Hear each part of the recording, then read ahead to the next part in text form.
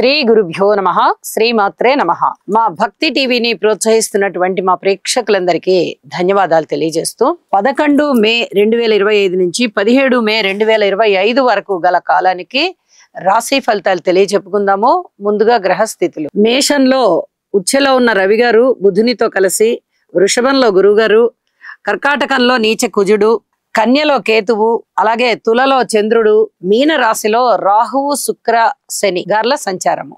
ఇక 17 మే వారాంతానికి వచ్చేటప్పటికి రవి గారి యొక్క స్థితి వృషభ రాశిలోకి వెళ్ళింది, గురువు గారి యొక్క స్థితి మిథున రాశిలోకి వెళ్ళింది, చంద్రుని యొక్క స్థితి ధనస్సు రాశిలోకి వచ్చి ఉన్నది. గ్రహ సమ్మేళనాల యొక్క ఫలితాలు ఏమిటి అని గనక మనం తీసుకున్నట్లయితే, శుక్ర శని రాహువులు ముగ్గురు కలిసి ఈ మీన రాశిలో ఉన్నారు. ముగ్గురు కూడా వ్యతిరేకస్తులే, గురువర్గంలోని వారు కాదు. అయినప్పటికీ కూడా గురువు గారి యొక్క క్షేత్రము కాబట్టి ఆ గురువు గారి మీద ఉండేటటువంటి గౌరవంతో వారు ముగ్గురు కొంత ఓబేగా ఉండేటటువంటి అవకాశం ఉంది. కానీ వారి వారి సహజ లక్షణాలు ఏవైతే ఉన్నాయో అవి చూపెట్టక మానరు. అయితే తీవ్ర స్థాయిలో చెడ్డ ఫలితాలు ఉండబోవు, కానీ అసలంటూ చెడ్డ ఫలితాలు అయితే కొన్ని ఉన్నాయి. ఎందుకంటే శనిగారి యొక్క స్థితి రాహుతో కలిసి కానీ, శనిగారి యొక్క స్థితి శుక్రుడితో కలిసి కానీ, లేదా శుక్రుని యొక్క స్థితి రాహుతో కలిసి కానీ, లేదా శుక్రుని యొక్క స్థితి శనిగారితో కలిసి కానీ, ఇలా ఏ రకమైనటువంటి కలయికని తీసుకున్నా కూడా అది వివాహ జీవితంలో ఇబ్బందులనిస్తోంది. అలాగే కొంచెం గర్భానికి సంబంధించినటువంటి దోషాలు, కడుపు నొప్పులు రావడము, స్త్రీలకైతే బహిష్టు సమస్యలు ఉండడము, అలాగే గర్భిణీతో ఉన్న స్త్రీలు మరిన్ని జాగ్రత్తలు తీసుకోవాలి అని చెప్పి తెలియజెప్పేటటువంటి గ్రహస్థితులు అన్నమాట ఇవి కొంచెం జాగ్రత్తగా ఉండాలి ఈ విషయంలో ఆరోగ్య రీత్యా. తదుపరి ఈ రవి బుధుల యొక్క కలయిక బుధాదిత్య యోగాన్ని సూచిస్తూ చాలా అద్భుతమైన ఫలితాలని ఇస్తుంది. కాబట్టి ఇది చాలా చాలా మంచి యోగము కింద లెక్క. అలాగే గురువు గారి యొక్క స్థితి 1 సంవత్సర కాలం తదుపరి ఇప్పుడు మారి ఉన్నది మిథున రాశిలోకి. గురువు గారు వృషభ రాశిలో ఉన్నప్పుడు ఎవరెవరికి ఎటువంటి ఫలితాలు ఇచ్చారో ఇప్పుడు అవన్నీ మారి మిథున రాశిలోకి వచ్చిన తర్వాత ఏం ఫలితాలు ఇవ్వబోతున్నారనేది తెలుస్తుంది. 1 సంవత్సర కాలం అయిపోయింది కాబట్టి గురువు గారి యొక్క రాశి మార్పు జరిగి ఉన్న కారణం చేత చాలా చాలా మార్పులు ఉండబోతున్నాయి. ఇవన్నీ కూడా ముఖ్యమైనటువంటి సూచనలు. తదుపరి చంద్రుని యొక్క స్థితి గురుస్థానంలోకి వచ్చి ఉన్నది. అలాగే గురువు గారి యొక్క స్థితి మిథున రాశిలోకి వచ్చి ఉన్న కారణంగా వారాంతంలో గురువు గారి యొక్క దృష్టి చంద్రుడి మీద పడడము చాలా మంచి ఆత్మవిశ్వాసం పెంచేటటువంటి గ్రహస్థితి ఇది. అయితే ఎట్ ద సేమ్ టైం అంటాం కదా, అదే విధంగా శని గారి యొక్క దశమ దృష్టి కూడా చంద్రుడి మీద పడుతూ ఉన్న కారణం చేత ఇక్కడ కొంచెం మానసిక ఒత్తిడికి గురి అయ్యేటటువంటి అవకాశాలు కనిపిస్తూ ఉన్నాయి. ఈ పరిస్థితులని ఏ విధంగా సంయమనం చేసుకోవాలి అనేది మనము ఆ రాసులకి ఫలితాలు చెప్పుకునేటప్పుడు చెప్పుకుందాము. అలాగే వైరాగ్య తత్వం బాగా ఇనుమడిచ్చేటటువంటి పరిస్థితి, శనిగారి యొక్క స్థితి కేతువు మీద దృష్టి ప్రసరించడం అనేది, ఇవి కూడా చాలా పరిహారాలు చేసుకోవాల్సి ఉంటుంది. వీటన్నిటికీ కూడాను ఇవన్నీ కూడా మనము రాసుల్లో ఎవరి రాశికి ఎటువంటి ఫలితం ఉండబోతోందో అక్కడ చెప్పుకుందామని చెప్పి తెలియజేస్తూ రాసుల్లోకి వెళ్దాము. వృషభ రాశి. వృషభ రాశి వారికి ఎంత అద్భుతమైన కాలం నడుస్తోందంటే అసలు గ్రహస్థితులు చూస్తే మీరే ఆశ్చర్యపోతారు.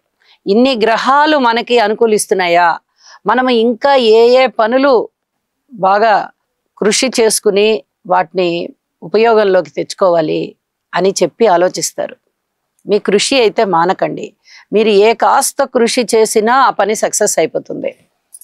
రాశిలో గురువు గారు బాగున్నారు, తృతీయంలో కుజుడు బాగున్నారు, షష్టంలో చంద్రుడు బాగున్నాడు. ఇక లాభస్థానానికి వచ్చేటప్పటికి శుక్ర శని రాహువులు ముగ్గురు, ఇక్కడ 3 గ్రహాలు అక్కడ 3 గ్రహాలు, వెరసి 6 గ్రహాలు మీకు అద్భుతమైన స్థితిలో ఉన్నాయి అంటే అది అసలు మాటలైన విషయం కాదు. ఎంత అద్భుతమైన స్థితులు ఉంటాయి అంటే కుటుంబం చాలా బాగుంటుంది, అన్నదమ్ముల సహాయ సహకారం చాలా చాలా బాగుంటుంది, సంతానం కూడా బాగున్నారు, రుణాల రీత్యా ఆరోగ్య రీత్యా అలాగే ఏదైనా ఒక పని సాధిస్తున్నాము అంటే అది కృషి ఎంతవరకు వచ్చింది రీత్యా అన్నీ కూడా అభివృద్ధి మార్గమే. విజయావకాశాలు చాలా మెండుగా ఉన్నాయి. ఊహించని విధంగా ధనం వస్తుంది, లాభాలు వస్తాయి, పెట్టుబడులు బాగా పెరుగుతాయి, ధనార్జన విపరీతమైనటువంటి ఆనందాన్ని ఇస్తుంది మీకు. అంటే ఎక్కువ సంఖ్యలో మీరు ఊహించిన దానికన్నా ఆదాయం ఉండడంతో చాలా ఉల్లాసంగా ఉంటారు. ఒకటికి 10 రూపాయలు వచ్చిందా మనకి అనేంతగా ఆనందపడతారు. అలాగే స్త్రీల వల్ల చాలా చాలా లాభాలు ఉండబోతున్నాయి. మెరుగైనటువంటి సహాయ సహకారాలు అందుతాయి. అలాగే వివాహం కాని వారికి వివాహం కుదురుతుంది.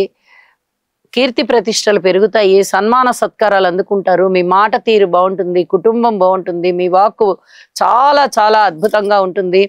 అలాగే స్థాన చలనానికి అవకాశం ఉన్నప్పటికీ అనుకూలమైనటువంటి స్థాన చలనాలు ఉంటాయి. మీకు ఒక ఉద్యోగంలో ఉన్నతి కనిపిస్తుంది.